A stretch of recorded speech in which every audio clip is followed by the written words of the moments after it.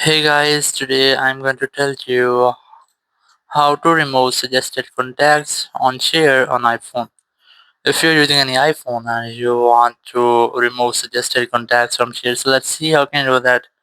Here you can see whenever we try to share anything, it might be any photo or video. So you can see there are contacts in your share list. So now I'm going to remove this.